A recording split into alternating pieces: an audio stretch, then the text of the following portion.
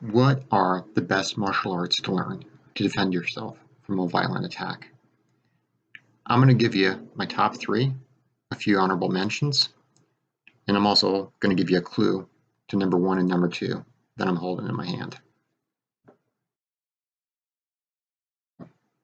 What is the best martial art to learn to defend yourself from a violent attack? Well, my clue to number one and number two is this. It's a 45 ACP round. And the number one martial art is marksmanship. Its definition of a martial or military art, and every military on the planet agrees this is the best one to learn in order to survive and come out on top in a violent encounter. And if you don't think shooting is an art, you haven't spent much time around good shooters. There's an art to putting rounds on target while moving and hitting a moving target, discharging a weapon, getting it clear, angles of fire. It's a learned skill. It's a lot of work for the guys that perform at a very high level. Number two, and extra credit to you if you figured out what number two was from a 45 ACP round. ACP stands for Automatic Colt Pistol, and the 45 ACP round was developed after Filipino fighters were able to get on top of U.S. soldiers armed with 38 caliber rounds that couldn't stop them, hence them moving to the larger 45 caliber round to get good knife fighters dead before they got on top of them with the knife. And that's our number two, knife fighting systems, including Kali from the Philippine Islands, as well as Silat, also from islands in Southeast Asia. People who train in Kali and Silat are very proficient with a knife, and nothing beats a bladed weapon when you're in close, not even a gun. Unlike guns, knives are easily accessible all over the place. In most places, you can carry them with you.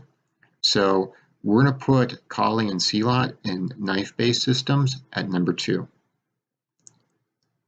Well, keeping with this theme of humans are tool-using animals, and tools, weapons make a difference, we're going to, at number three, put Krav Maga, because it's a system that understands that reality. Krav Maga is an Israeli self-defense system. It's used in the Israeli military, and it does deal with attacks with weapons, guns, knives in the Israeli military, even techniques for dealing with attacks with somebody with a hand grenade. It's a pretty comprehensive system in terms of dealing with multiple attackers, dealing with attacks with weapons, but most importantly, it's one of the few systems you can go to and learn that's going to teach you how to avoid the fight, how to have situational awareness, how to operate in different environments like a car or a closed room if the school's good. And that's an important caveat with all of this. You need to find good schools and good trainers. In Krav Maga, there's some bad schools. You want to find a school that trains hard, that does some hard sparring, that does resistance training, that puts you in some scary situations. And for those kind of schools, those hard training schools that are a lot more similar to what the Israeli military uses, we're going to put that at number three. Honorable mentions, Brazilian Jiu-Jitsu is an honorable mention. If this was a list about what's the best system to deal with a one-on-one situation where the person isn't armed, BJJ would probably be at number one. BJJ guys will tell you that a lot of times fights end up on the ground and you should know how to fight on the ground, and they're absolutely right. It's good to learn some grappling skills. And the BJJ guys I've worked with, I've rolled with, they're good. They're good, competent fighters. They know how to fight. On that same vein, if we're looking at open hand systems without weapons, an honorable mention to the combat sports like boxing, Muay Thai, kickboxing, any system where you're standing toe-to-toe with a guy who's trying to knock you out and you're trying to knock them out is going to have utility. Those are going to be my honorable mentions.